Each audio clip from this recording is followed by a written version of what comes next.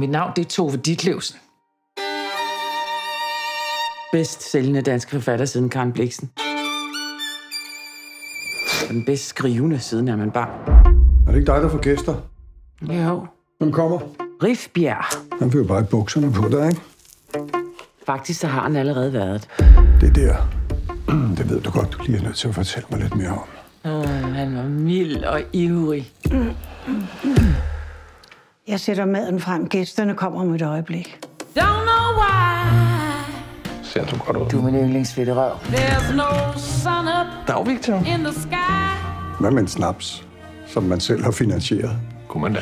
Stormy weather. Jeg minder lidt om en stor, tandløs baby, der bare har ventet på at tage tøjet med en kone. Nej. Du var knap nok noget ned ad Vestervoldgade, før han trak mig over i sofaen. Dit svin. Jeg er kommet for at diskutere litteratur. Så må du skulle tage dig noget mere sammen. Strindberg, han står her sammen med alle de største nordiske. Hvor står Tove? Burde hun ikke stå der? Sammen med de største? Tove har sin egen plads. Hun skriver ikke mere. Hun kan efterhånden kun skrive, når hun er indlagt. Slemme Tove. Altså, manden er jo psykopat, for fanden.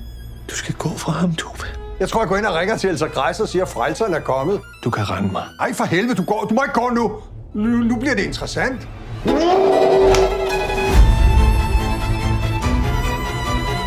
Her er det kun Victor og mig. Hvad fanden er I for nogle mennesker? Der. ikke mere! Hvad er det, du laver? Der er sygdom! Nej.